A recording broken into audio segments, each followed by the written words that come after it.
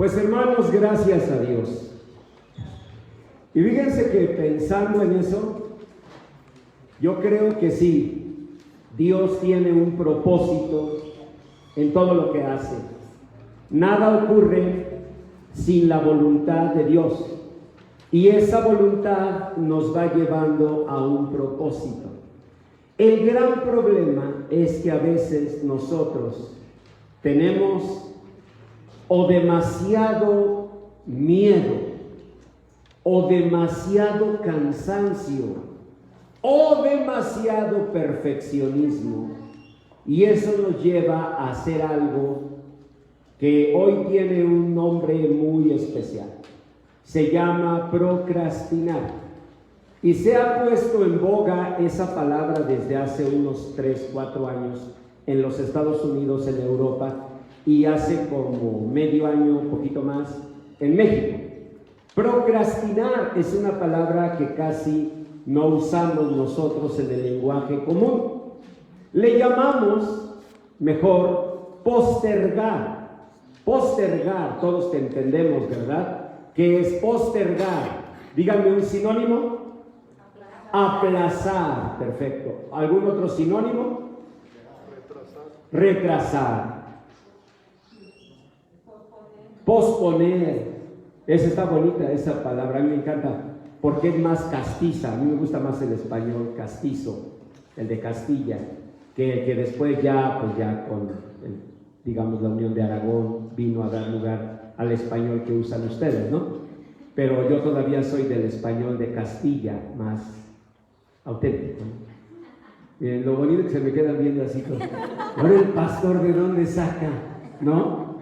¿De dónde saca eso? No, la verdad, pues son historias que sí me gustaría haber contado, pero pues no las pude contar, ¿verdad? Bueno, pero ya hablando del tema, procrastinar no solamente es una palabra de moda, sino es una de las primeras secuelas graves que se considera tendrá esta pandemia de la COVID-19. Va a haber varias secuelas. ¿Por qué no sabemos aún? Secuelas psicológicas. Pues porque todavía estamos en la pandemia. Entonces todavía los efectos no se hacen notar totalmente.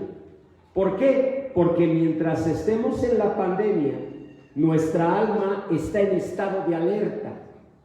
Está todavía expectante.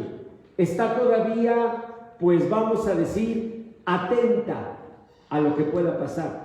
Técnicamente le llamamos en psicología un estado de alerta, y eso hace que no se puedan ver las secuelas que puede tener la COVID-19 a nivel psicológico. Pero cuando Dios mediante pronto la pandemia sea controlada efectivamente, entonces cuando sepamos que bendito sea Dios, por lo menos de eso estamos más a salvo, va a venir el reposo del alma, pero el reposo del alma traerá en ese momento las secuelas, en ese momento se harán notorias. Sin embargo, la comunidad científica ya empieza a ver una de las secuelas que ya está siendo evidente: procrastinar. Postergar, aplazar, retrasar. Y yo sé que ustedes dirán, pastor, desde todos los tiempos de la historia, el ser humano ha postergado. Pues creo que es natural. Ha retrasado, ha aplazado cosas. Incluso hay un texto muy famoso que está en Deuteronomio 1:8, no lo busquen en sus hojas de mensaje, porque es para que lo anoten, ¿verdad? Ya saben que es mensaje interactivo, entonces se trata de que también anoten. En Deuteronomio 1:8 se los voy a decir, es un texto que todos conocemos. El Señor dijo: mirad, yo os he entregado la tierra, entrad y poseed la tierra. Pero ¿por qué el Señor habló con esa fuerza? Mirad, es un imperativo. Yo os he entregado la tierra. entrad y poseed la tierra. Los imperativos casi ya no los usamos en el español coloquial en México, pero sí tenían una fuerza. Imagínate el marido que te diga, id y dadme de cenar. Ah, no, te paras porque te paras. Practícalo, señor Víctor, practícalo. Dile así a la señorita Susi, id y traedme unos tacos de suadero. Pero mira, así va a correr. ¿Por qué? Porque estamos usando un imperativo, ¿de acuerdo? En español ya no decimos imperativos, es una pena. Ahora usamos un lenguaje más amable, más polite. ¿Y qué? ¿Cómo dirías? Ir y traerme unos tacos. ¿Cómo se dice hoy? No se atrevió Víctor. Fíjense lo que es el miedo. El miedo no anda en burro, Yo puse el pase para que él llegara, rematara y gol. Ve y tráeme los tacos. Pero no se atrevió. ¿Cómo? A ver, Víctor, dilo, por favor. Me puedes, si no te molestes. No, mejor se para ahí. ¿Verdad? No, mejor se para y va. Sí, no, yo sé, Víctor, yo sé. Está bien. Entonces, Dios, sin embargo, en Deuteronomio 1:8 usó imperativos. Mirad, yo os he entregado la tierra. Entrad pues y poseed la tierra. ¿Por qué Dios les habló así tan fuerte? Si un día tienen oportunidad, lean Deuteronomio 1 y en el verso 6 van a ver algo muy interesante. Por demás interesante. El pueblo de Dios que había salido sin otro rumbo, sin otra meta que la tierra prometida, se había detenido en un monte. Hay personas que procrastinan, que retrasan, que aplazan, que postergan, porque no saben a dónde van. No tienen claro. Y eso, por supuesto, retrasa todo. Si tú tienes que hacer un viaje, pero no están seguros en tu trabajo, si tienes que ir a Monterrey o tienes que ir a Tijuana, tú sabes que tienes que ir al norte. Y yo te pregunto, ¿compraste ya los boletos? No, pastor. ¿Y por qué si es mañana? Es que todavía no sé. Sé que voy al norte, pero no sé si Monterrey o Reynosa o Tijuana o Ciudad Juárez. ¿Están de acuerdo? Entonces, ¿puedes comprar el boleto? No puedes, porque necesitas saber el destino. Muchos cristianos que yo he conocido en mis largos años de servir a Dios como pastor, el problema que tienen es que saben que van para el norte. ¿Saben qué sería el norte? Esas palabras como felicidad, esas palabras como realización, esas palabras como bienestar, son muy bonitas y más o menos te dicen para dónde, pero no te dicen exactamente. ¿Están de acuerdo que muchos hablamos así? Mire, pastor, yo no sé exactamente, pero yo quiero ser feliz. Eso quiere decir, yo voy para el norte. Pues sí, pero el norte es muy amplio en México y hay una gran diferencia entre Tijuana y Reynosa, del otro lado, Matamoros. Con todo y mi Matamoros querido, nunca te podré olvidar. Pero si tú no vas para allá,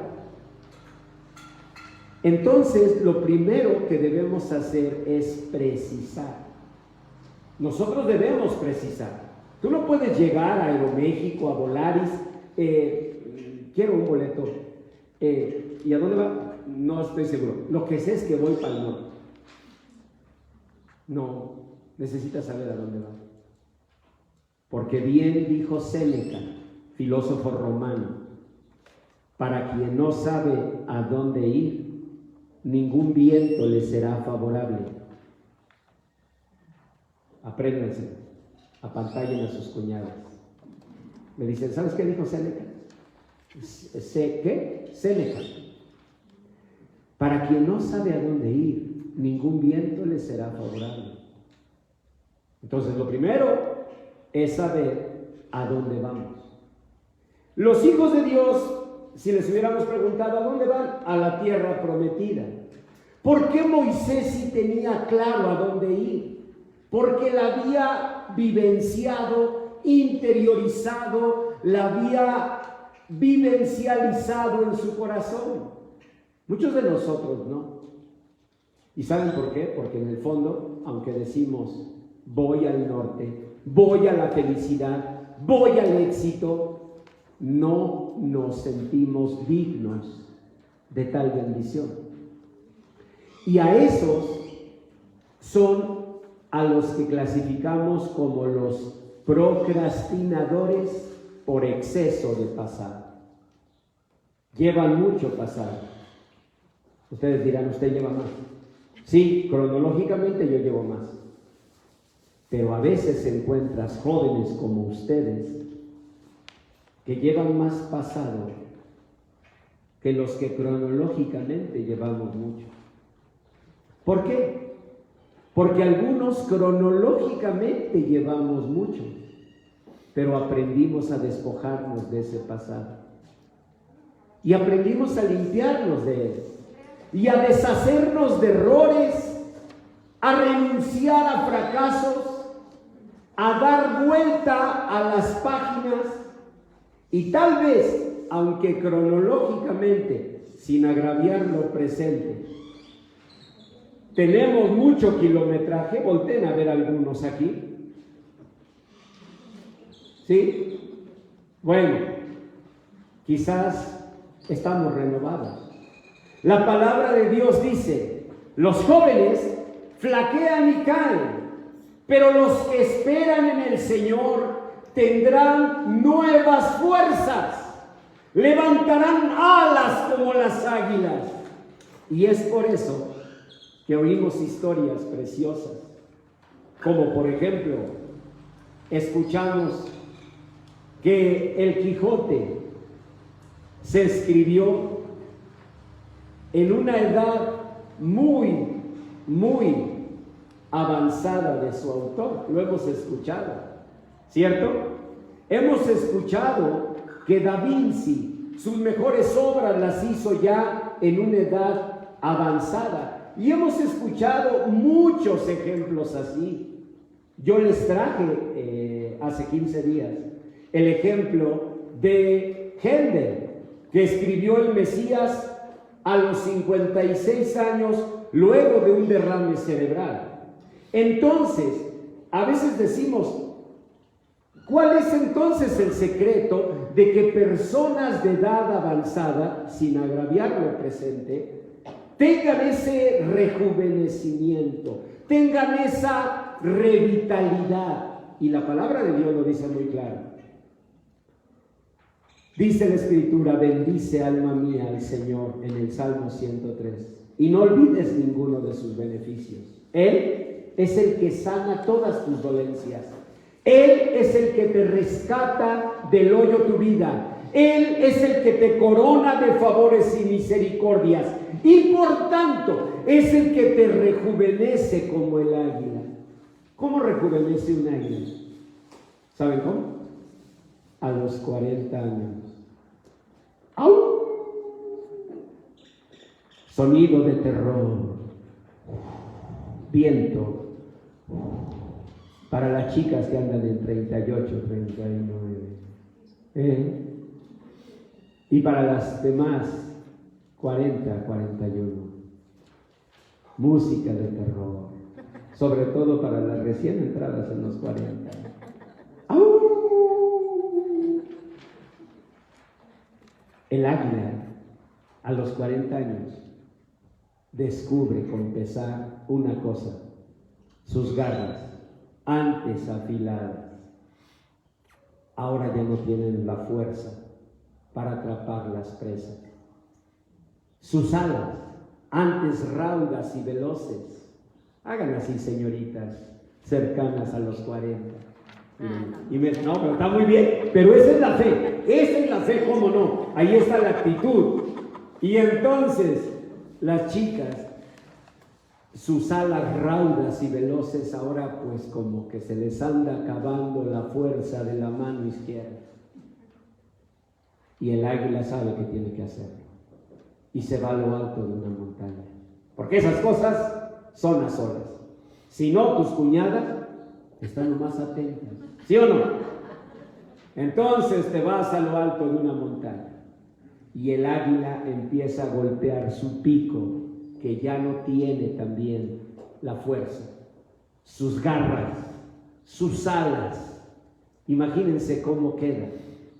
No miren para acá, ¿verdad? Porque lo ven a uno desplumado y abusan. Pero queda desplumada y queda casi yerta. Pero de pronto mira la montaña y mira el cielo y extiende sus alas y se arroja al vacío con una confianza. El Dios de gloria que le dio la vida es el mismo que la hará rejuvenecer, porque esa es su promesa. Él nos hace rejuvenecer como el águila. Y Dios nos levanta. Y Dios nos hace nuevos. Y por eso la palabra de Dios dice, como tus días serán tus fuerzas. Eso dice Dios. No dice como tus días, pues serán tus achaques. Eso no dice Dios. Dios dice como tus días serán tus fuerzas. Pero ¿qué tenemos que hacer? Vamos a ver qué tenemos que hacer. Y ahora sí tomen su hoja de mensaje. Primero, ver el más grande e inspirador ejemplo que tenemos en la palabra de Dios y para toda nuestra vida. ¿Quién podrá ser el más grande ejemplo, el incomparable ejemplo? ¿Será Moisés? Sí, porque fue un gran hombre, porque llevó al pueblo de Dios por un desierto, porque alcanzó la tierra prometida, pero Moisés no es el ejemplo, porque en Deuteronomio 1:6 dice que Moisés junto con el pueblo ya se habían quedado en un monte. ¿Y qué estaban haciendo? Procrastinando. ¿Y por qué procrastinaban? ¿Por qué? Pues porque se habían adaptado al monte y habían olvidado el lugar a donde iban, la tierra prometida. Muchos de nosotros por eso estamos donde estamos, porque nos olvidamos de nuestros sueños, porque nos olvidamos de lo que soñábamos y nos fuimos conformando. Un hombre muy querido, amigo mío, con el que platicaba hace unos días de esto de la procrastinación, me dio una pauta muy interesante, porque le expliqué esto, le dije, mira, la vida es como ir por un pasillo angosto, donde de pronto encuentras una silla que te impide ir adelante. Quiero que se imaginen eso, ¿sí? Vas caminando en un pasillo angosto, con una meta, pero de pronto hay una silla allí que te impide seguir adelante. Una silla. Cualquiera dice, la hago a un lado, ¿cierto? Lo que no sabes es que esa silla es de plomo. Y a la hora que la quieres mover, ni hombres dotados de bíceps como yo pueden mover. Y entonces dices, bueno, primera acción era moverla. Primera posibilidad. Segunda posibilidad, rodearla. Rodearla. Rodeas y sigues tu camino. Pero a veces sientes que el camino sería muy largo, que ya no te daría la vida. Tercer camino, tercera opción, trepar la silla. Como una montaña, trepar y saltar la silla. pero a veces sientes que no tienes los recursos, que es demasiado esfuerzo. Le dije a mi buen amigo, entonces quiero que esta semana pienses en una opción. Y no esperó a la consulta, me escribió antes y me dijo, doctor, tengo la respuesta. Sentarse en la silla. Y tiene mucho de sentido, ¿no? Tiene mucho de sentido. Pues si ya estás encontrando un obstáculo, tal vez encontraste incluso un buen pretexto para quedarte y ya no luchar. Le dije, tienes razón, es una opción, sentarte en la silla. ¿Y por qué no te sientas en la tuya, del tema que estamos tratando? Me dijo, porque no es lo que yo quiero. Ah, perfecto. Quiere decir que en tu situación se sigue rescatando el anhelo de llegar, de alcanzar, el anhelo de lograr. Hay personas que ya no lo tienen. Hay personas que ya se vencieron. Y me dijo, por eso quiero seguir, doctor. Por eso quiero luchar. Yo no quiero eso. Bueno, hoy dimos un gran paso. Hoy sabemos que no te puedes sentar, que es lo que muchos hemos hecho sin darnos cuenta. Hoy llegas a la convicción de que, aunque no sabes exactamente a dónde vas, por lo menos sabes dónde no quieres estar. Y aunque eso parezca algo superfluo, aunque ustedes puedan decirme, pastor, ¿y qué gano? Ganas mucho, no quieres estar aquí. Eso no lo quieres. Ahora falta ver qué vamos a hacer. Si nos llenamos de la fortaleza de Dios para mover la silla, recordando que todo lo puedo en Cristo, que me fortalece. O rodeamos la silla pidiendo a cada paso que el Señor nos permita no morir sin mirar la gloria de Dios. Salmo 138, 8. El Señor cumplirá su propósito en mí. Salmo 27. Hubiera yo desmayado si no creyese que veré la bondad del Señor en la tierra de los vivientes. Vamos a repasar. Primero, debes convencerte, no quiero esto, no quiero sentarme en la silla. De hecho, tal vez me he sentado en la silla. Los hijos de Dios se habían sentado en la silla. Deuteronomio 1:6. Se habían quedado en el monte. Dios les dijo, hace ya mucho tiempo que están en este monte. Los saqué de Egipto para que se sentaran aquí.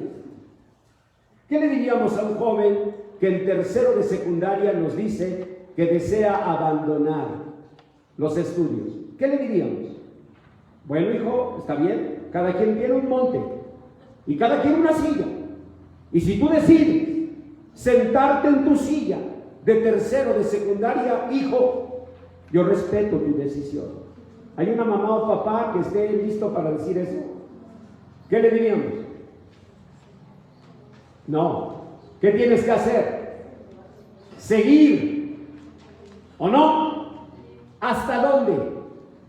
Mínimo ¿hasta dónde? Hasta terminar, graduar, titular la universidad. De allí para adelante ya es añadidura. Pero por lo menos terminar la universidad. ¿O no es así?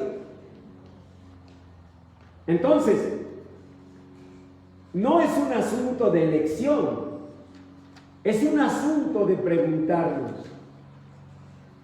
¿qué quiere Dios? Vamos a verlo en la palabra del Señor. San Lucas 9, versículo 51, dice: cuando se cumplió el tiempo en que él había de ser recibido arriba, el Señor Jesús afirmó su rostro para ir ¿a dónde? a Jerusalén. ¿Sabía a dónde iba, sí o no? Sí sabía. ¿A dónde iba? A Jerusalén. ¿Cuándo? Ahora que se había cumplido el tiempo. ¿Lo ven? Nosotros vamos a procrastinar siempre que no tengamos claro a dónde vamos y cuál es el tiempo. Y creo que el tiempo, por lo menos para la mayoría de los que veo, ya tiene rato que sonó la alarma. Yo no creo que estemos en una condición para decir, como cuando decíamos cuando éramos niños, cuando sea grande. ¿Se acuerdan de eso? Cuando niños, qué bonito era eso, ¿no? Cuando yo sea grande, no ahora, pues ya eres grande, no de estatura, pero sí de edad. ¿De acuerdo? ¿Cuál es el tiempo? ¿Cuál es el tiempo? ¿Mañana? No, es ahora. Es hoy. Este es el tiempo. Mientras tú y yo vivamos diciendo mañana, vean, el Señor Jesús vio que era la hora para ir ¿a dónde? A Jerusalén. ¿Y qué hizo? ¿Cuál fue la acción que tomó? Léanlo. San Lucas 9:51. ¿Cuál fue la acción que tomó? Afirmó su rostro. ¿Cómo lo traducen? Ayúdenme. ¿Cómo traducen esa expresión? Afirmó su rostro. Si alguien les preguntara, oye, fíjate que estaba leyendo la Biblia y leí que el Señor Jesús afirmó su rostro. ¿Qué quiere decir eso? ¿Qué le responderías? Decidido. Exacto, se mostró decidido. Díganme otra forma de decirlo. Exacto, tomó seguridad. Afirmó su rostro. ¿Qué más? Puso en marcha. Puso en marcha. ¿Qué más? Actuó.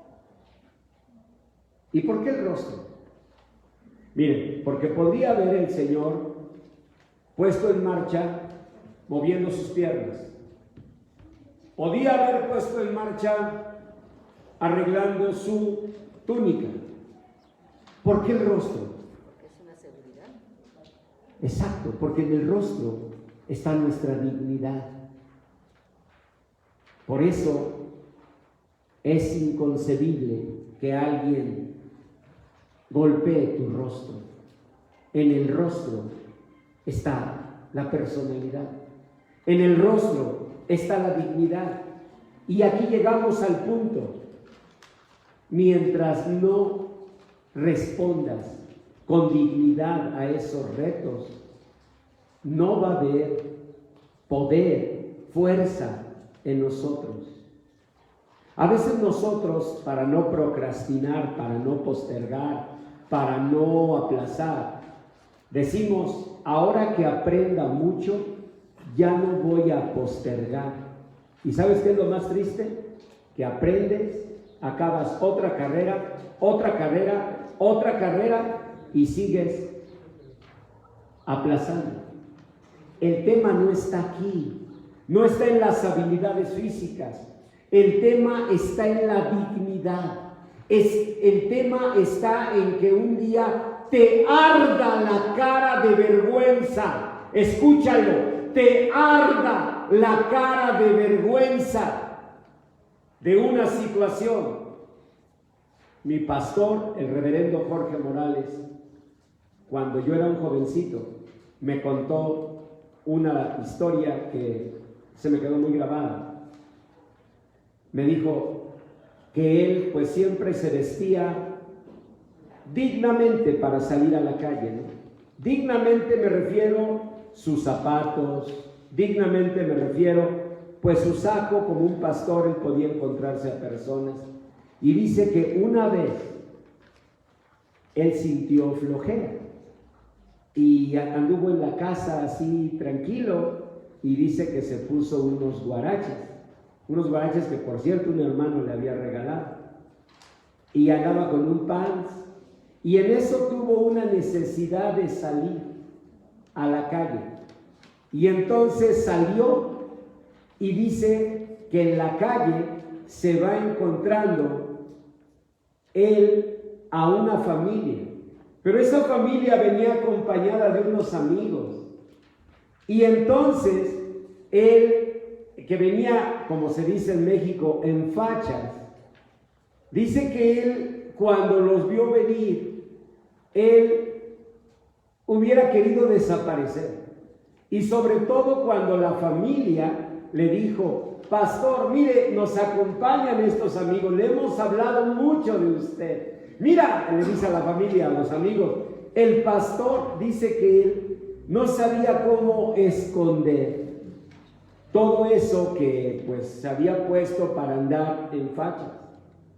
Yo no recuerdo por qué me contó esa historia o qué me quiso decir. A lo mejor era una hablada, ¿no? No sé, porque pues un pastor tiene que echar habladas. Pastor que no echa habladas no es pastor. Y no sé si me estaba echando una hablada, pero yo lo que recuerdo es esa experiencia en él. Una experiencia donde te arde la cara de vergüenza. Piensen en una que les ha pasado. Y en algo así, que alguien puede decir: no se preocupe, pastor, todos entendemos que algún día andamos pues en fachas, pero piensen en algo que les haya generado a eso: vergüenza, humillación, dolor. Solo vas a abrir un libro, solo vas a abrir un manual de computación, solo vas a abrir un manual de inglés hasta que te arda la cara de vergüenza. Allí es donde vas a afirmar tu rostro. Afirmar el rostro es levantar la dignidad. Afirmar el rostro es levantarnos de una condición de vergüenza. ¿Qué dijo el Señor Jesús? Vean la segunda lectura, San Lucas 13:33. Sin embargo, ¿qué dijo? Es necesario que hoy y mañana y pasado mañana siga mi camino. Es necesario que hoy y mañana y pasado mañana siga mi camino. El Señor no dijo: bueno, es una opción, es necesario. Entonces, el primer punto para no procrastinar es darnos dignidad, es recuperar ese sentido de honra. ¿Por qué vas a ser de los que no saben? ¿Por qué vas a ser de los que ignoran? ¿Por qué vas a ser de los que no logran? ¿Por qué vas a ser de los que no alcanzan? ¿Cuál es la razón? Dime una sola razón. Genética no es. Salud tampoco. Tienes inteligencia. La prueba es que en otras cosas, bien que aprendes. ¿Qué es entonces? ¿Sabes qué es? Que junto con la ignorancia te ha venido la indignidad y que has dejado de verte con la dignidad que tú tienes. Jesús afirmó el rostro, levantó su rostro, tomó una actitud digna. Eso es lo primero. Y lo segundo, date cuenta que es necesario. La mayoría de las personas que pueden procrastinar por flojera, porque no todos los que procrastinan es por pereza, por flojera, eso sí hay que decirlo, porque muchas personas que procrastinan interiormente reciben por sí mismos el juicio de flojos, y eso no es automático. Pero sí hay personas que procrastinan por flojos. Oigan lo que voy a decir. Todas las personas que procrastinan por flojos, por pereza, tienen un ambiente que los solapa. El alcohólico no podría hacerlo sin una familia que se lo permite, sin compañeros de trabajo que lo encubran. El ratero no podría hacerlo sin una familia que lo solape.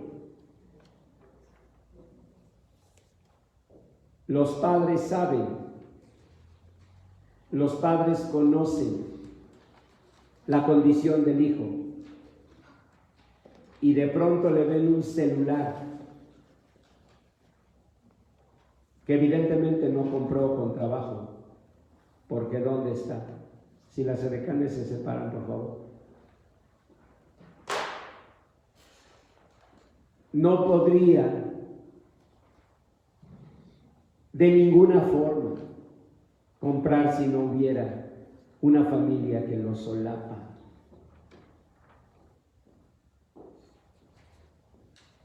Eso es bien importante. Nosotros vamos a procrastinar por perezosos porque hay un ambiente que lo solapa. ¿O no es así? O sea, si yo soy perezoso, pues puedo serlo. ¿Y mañana qué como? Y la necesidad me llevaría a despertar. Pero si tengo quien trabaje por mí, si tengo quien, aunque quejándose siempre, me ayude, la procrastinación no es otra cosa que una forma de comodidad. Y por eso vamos a la siguiente lectura. Debemos aspirar a perseverar, creer que eso es una condición posible en nosotros. Dice en Proverbios 16:2, todos los caminos del hombre son limpios en su propia opinión. O sea, todos pensamos que estamos bien, de tal manera que difícilmente va a generarse la conciencia. Muchos de nosotros como padres decimos, va a madurar. Muchos de nosotros como padres decimos, él va a cambiar, ella va a cambiar, esto no va a ocurrir. No va a ocurrir. La persona no se da cuenta de todo lo que los demás vemos. La palabra de Dios dice, todos los caminos del hombre son limpios en su propia opinión, pero es el Señor el que pesa los espíritus. Fíjense, ¿cuánto pesará mi espíritu? La Biblia dice que Dios pesa los espíritus. Si yo entrara a un concurso un torneo de box, por mi peso me ubicarían en una categoría. Los más delgaditos que son, mini mosca. Luego, ¿qué sigue? Mosca. Luego, ¿qué sigue? A ver, Max, tú que sabes de box. Peso gallo. Luego, super gallo. Luego, ¿qué sigue? Welter.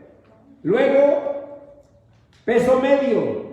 Y finalmente, peso completo.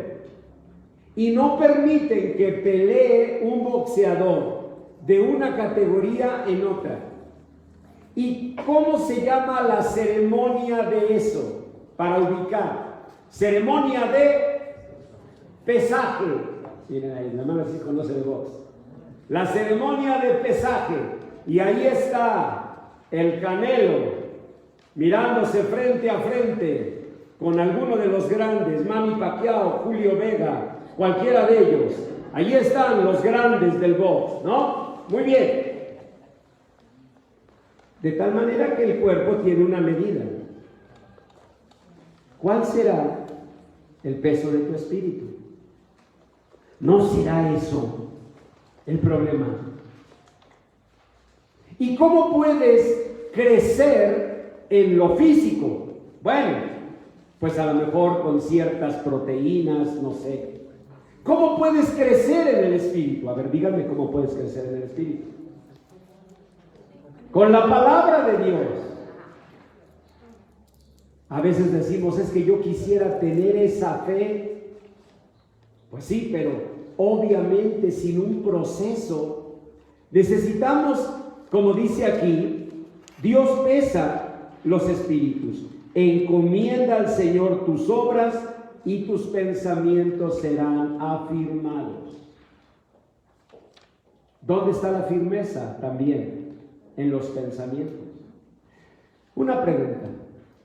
Esos planes que tú has supuestamente pretendido alcanzar y que no has alcanzado, que has procrastinado, ¿no será que simplemente en la prueba del pensamiento quedarían como pensamientos ilógicos, como pensamientos inverosímiles, como pensamientos incluso ridículos?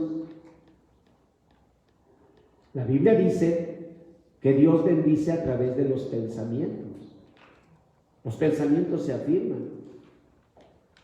¿Saben qué hacemos en el coaching? Y no es comercial. Una de las primeras cosas que hacemos es ver si los pensamientos que tiene la persona son smart, inteligentes. Porque la persona llega al coaching con esta situación siempre. Estoy en un punto donde no quiero estar y hay un punto en el que quisiera llegar. Eso es coaching. Estoy en un punto en el que no quiero estar y hay un punto al que yo quisiera llegar. Muy bien. ¿Y por qué no estás allá? Y hay muchas explicaciones. Una de ellas es: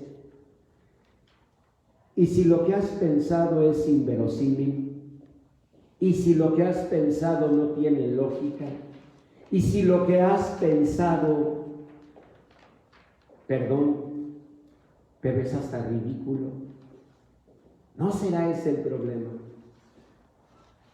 Por eso el Señor dice: encomienda a mí tus obras y tus pensamientos serán afirmados. Hay pensamientos que, créanmelo, son solo juegos de la mente, son evasiones. Hay pensamientos que solamente son construcciones artificiales de la mente, que son formas en que nos engañamos a nosotros mismos. Ni nosotros mismos creemos en esos supuestos planes. No son planes, son evasiones. Estamos buscando pretextos, estamos buscando dificultades, nuestra mente nos está engañando. Hay una lucha tremenda entre tres puntos del cerebro cuando estamos nosotros haciendo esto. Hay una lucha tremenda. Por una parte está el sistema límbico que lucha por hacer una planificación.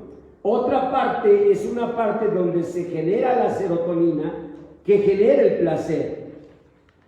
Hay una lucha tremenda allí, y por si fuera poco, hay una lucha en una glándula que se llama pituitaria, que aunque es muy pequeñita, genera el temor. Y nosotros ni siquiera nos imaginamos la tormenta que hay aquí adentro. Ahora alguien me dirá: ¿y necesito ser neurólogo, psiquiatra, psicólogo para entonces hacer algo? No, y dale gracias a Dios que no lo eres, porque tal vez sería más complejo saberlo. Lo que tú necesitas y yo necesito, dice la palabra de Dios, es encomendar al Señor nuestras obras. Miren, vean Job 23, dice Job 23:10: mas Él conoce mi camino, me probará y saldré como oro. Mis pies han seguido sus pisadas, guardé su camino y no me aparté. Del mandamiento de sus labios nunca me separé. Guardé las palabras de su boca más que mi comida. Pero si Él determina una cosa, ¿quién lo hará cambiar? Su alma deseó e hizo. Él, se refiere a Dios, acabará lo que ha determinado de mí. Es decir, Dios sí quiere llevarte a ese propósito suyo. ¿Por qué les dijo en Deuteronomio 1:6? Hace ya mucho tiempo que están aquí, en este monte, ¿Qué les dijo en Deuteronomio 1:8?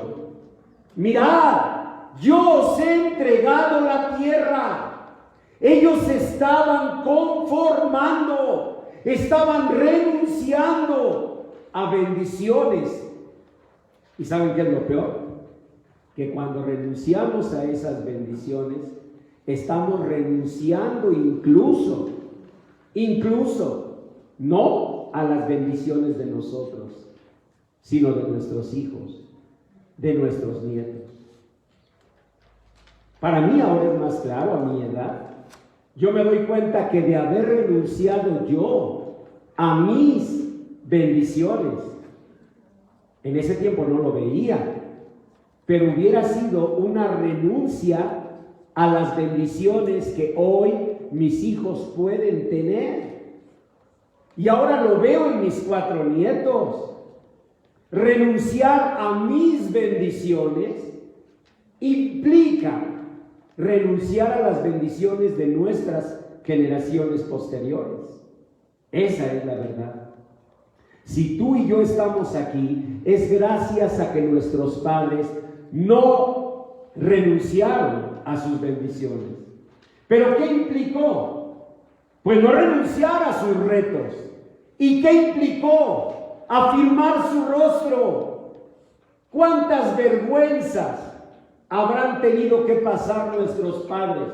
¿Y cuántas vergüenzas habrán tenido que limpiar de su rostro para aprender a usar una máquina, para aprender un sistema de trabajo, para aprender a usar algún instrumento? Afirmaron su rostro y hoy estamos aquí.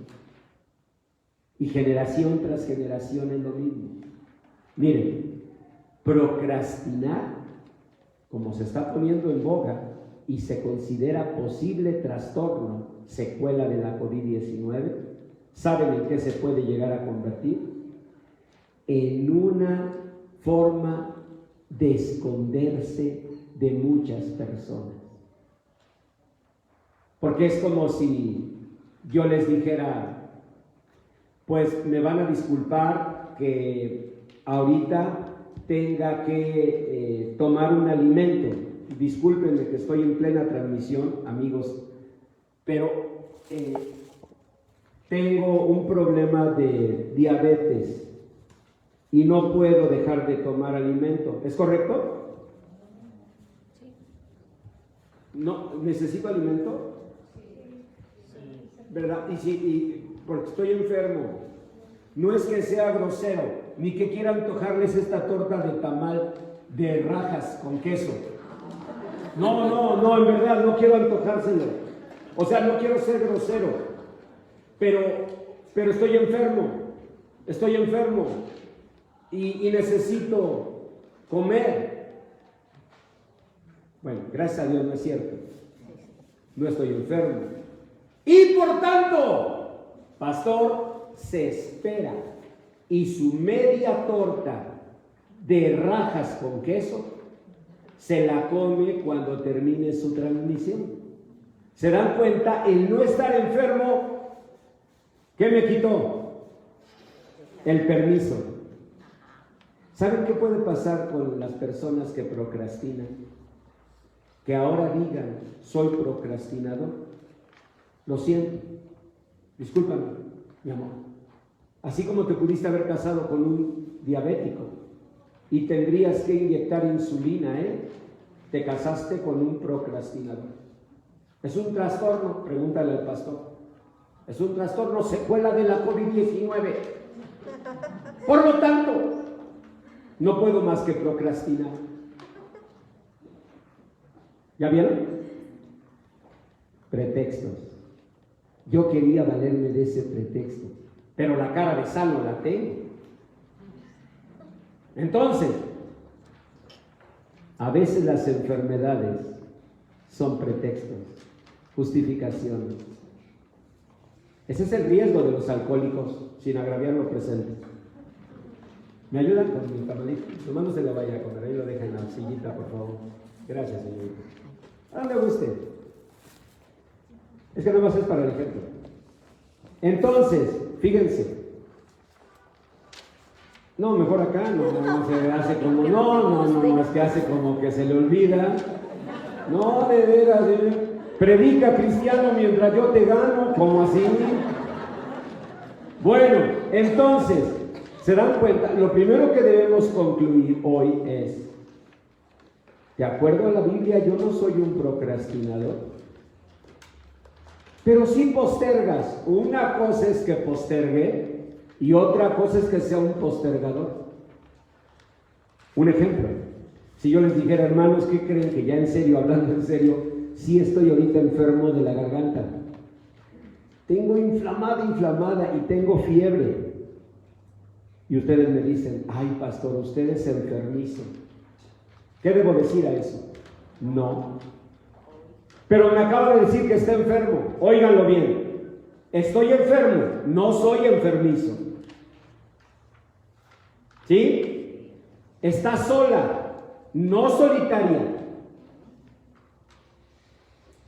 Postergo, sí, quizás porque me ha dado miedo, quizás porque no he tenido el valor, quizás porque no me ha ardido la cara de vergüenza, quizás porque no he encomendado a Dios mis caminos, pero no soy un postergador. Y ahí aplica la canción de Jesús Adrián: yo no soy postergadora, yo no soy postergadora. Deben salir de aquí diciendo con ritmo: yo no soy postergadora, yo no soy postergadora. ¿Dice así la canción? ¿Qué dice?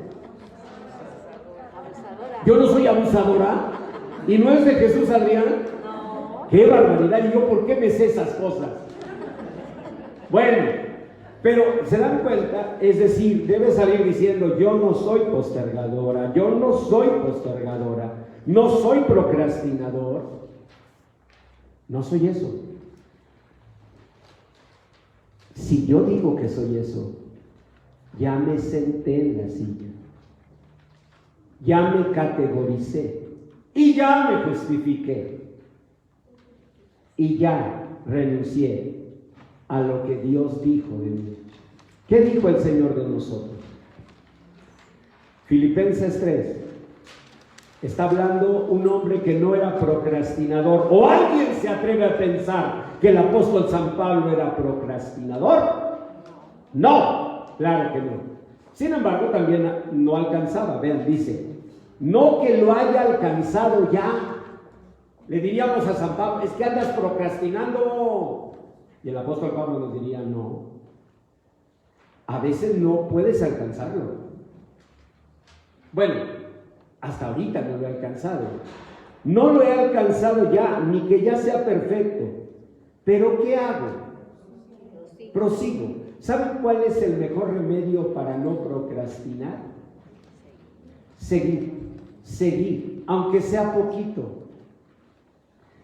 El mejor consejo para un procrastinador es hacer metas cortas, pasitos, como otra alabanza que dice Jesús Adrián: paso a pasito llegaré.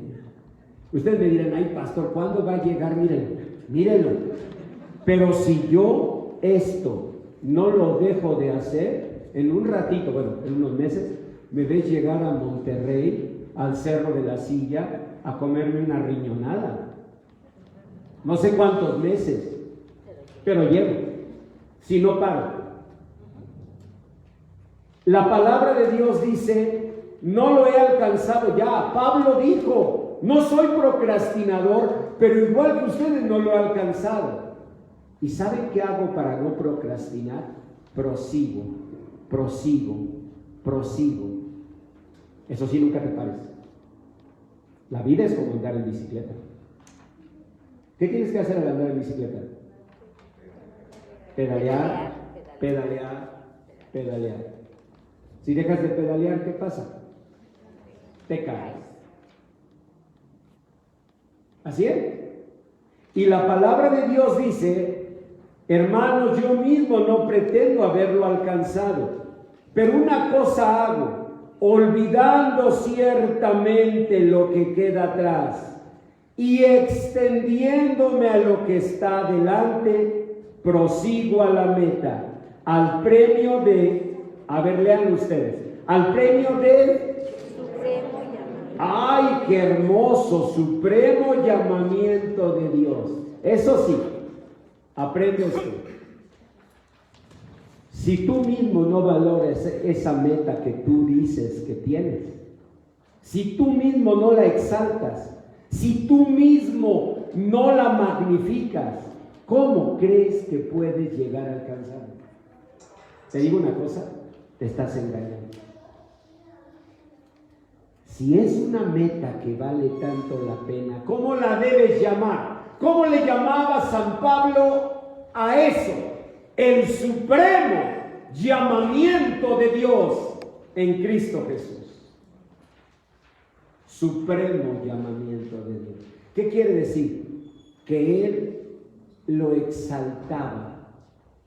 Y esa exaltación de la meta, ¿qué le producía? Fuerza, ánimo. Si tú mismo minimizas y en el fondo dices que tu meta es un negocio. Bueno, mi changarro, ¿no? ¿Tú qué? Mi changarro, pastor. Del hebreo changos. Ah, ok. Eso es lo que... Y ese es tu supremo llamamiento. Bueno, no, es que mire, yo la verdad, pues así como que un supremo llamamiento no creo que haya para mí, pastor. Pero tengo una meta, mi changarro. Un changarro no es una meta. ¿Sabes qué es un changarro? Es una forma de conformarse, de renunciar. ¿Han oído eso de a falta de pan, a falta de Coca-Cola, Pepsi? ¿Han oído eso? A falta de un partido de las Chivas, aunque sea algo de la América. ¿Han oído eso? A falta de que cante Julio Vega, aunque sea Marcos Witt. A ver, no, eso no aplicó. Eso no aplicó, ¿verdad? Bueno, entonces, en el fondo, ¿qué es? En el fondo te estás engañando. Y por eso procrastinas. No tienes ningún trastorno. No salgas de aquí preocupado. Porque algunos nos achacamos todos los trastornos que van saliendo, ¿eh? Y puedes salir hoy así ya. Llegas a tu casa. ¿Qué pasó? ¿Qué no fuiste a la iglesia? Sí. Y vengo preocupada. Porque hay otro trastorno. Pero quién sabe qué, que el pastor decía. ¿Ven? No. No te categorices. Si tú estás en Cristo, eres una nueva criatura. Eso dice 2 de Corintios 5:17. Si alguno está en Cristo, nueva criatura es. ¿Sabes qué significa? Que Dios te hace nuevo en cada mañana. ¿Y sabes qué significa? Que Dios puede echar atrás todo eso. Tú no eres una procrastinadora, ni un procrastinador. Tal vez solo es que ni siquiera tú valoras la meta que dices tener. Si yo mismo como pastor, veo como pequeñez, como changarrito, el templo que vamos a edificar en aquella esquina del terreno, créanme, el problema empieza en mí. ¿O no? Sí. Si yo mismo lo veo como cualquier lugarcito, porque pues ya ven cómo está la situación económica, hermanos. ¿De dónde vamos a construir un gran templo? ¿Dónde está el problema? Ayer, un líder de uno de los partidos políticos nacionales, el presidente del partido, dijo, es un hecho que de las 5 gobernaturas que se disputarán, solo una la podemos ganar. Él dijo después, porque se armó toda una crítica, él dijo después, es que quise ser realista, y sí lo fue, pero también fue derrotista. Su partido se le fue encima. No, pues así. ¿Creen que vamos a lograr algo si nosotros mismos le llamamos changarro a lo que Dios preparó para nosotros? Si changarreamos la bendición de Dios. No, la bendición de Dios enriquece y no añade tristeza. La bendición de Dios es perfecta y debemos aspirar a ello y vivir aspirando. Y solo así vamos a ser firmes. Ahora, el tema para concluir es este, o el gran problema, ¿no?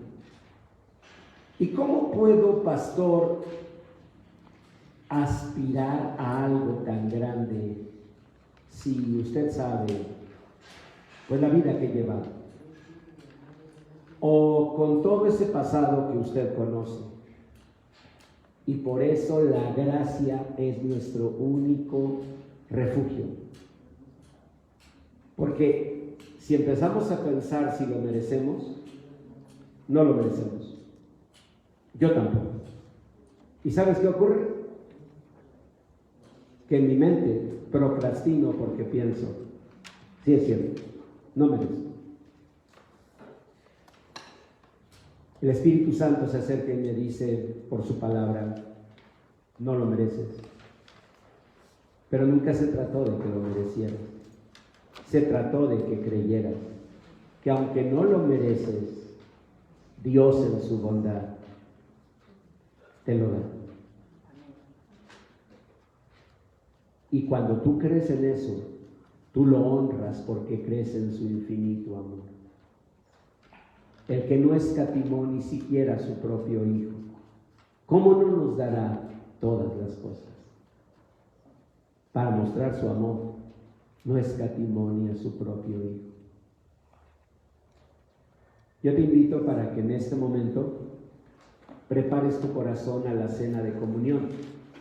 Hoy es cena de comunión y yo quiero invitarles para que preparemos nuestro corazón a este acto, pero no solo como un acto formal,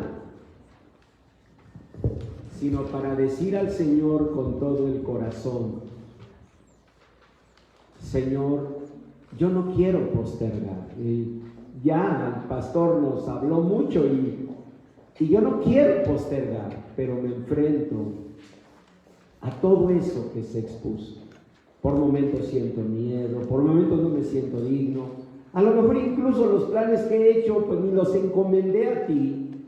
Igual sí es cierto, igual son ilógicos, igual son hasta ridículos. Pero yo quiero salir de esta reunión creyendo en tu palabra, creyendo lo que tu palabra promete. Tú me diste la vida con un propósito y hay una tierra prometida que tú preparaste para mí. Dice San Juan 1:13 que los hijos de Dios no nacimos por voluntad de carne ni por voluntad de varón, sino por la voluntad de Dios. ¿Y sabes qué significa? Que Dios preparó un propósito para ti y para mí. Y yo te invito a que le digamos con todo el corazón: Señor bendito, permite que en esta hora, por tu gracia y solo por tu gracia, tú, Señor bendito, pongas en nuestro corazón una convicción.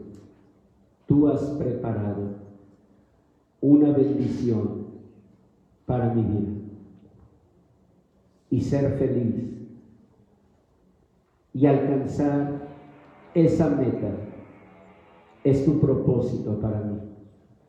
Quiero decir las palabras que dijo David: tú, Señor, cumplirás tu propósito en mí.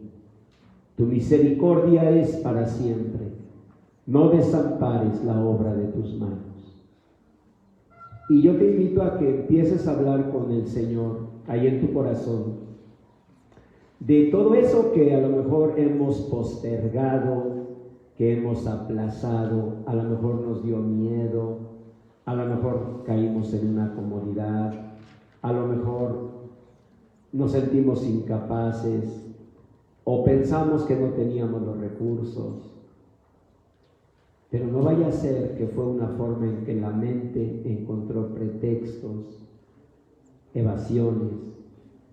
Y si tú renuncias, no renuncias solo tú, renuncias para la bendición de mañana, para tus hijos, para tus nietos. Somos hijos, mujeres y hombres, hijos de padres y madres que no renunciaron, que lucharon, que afirmaron su rostro como el Señor Jesús. Yo te invito para que tú hables con Dios.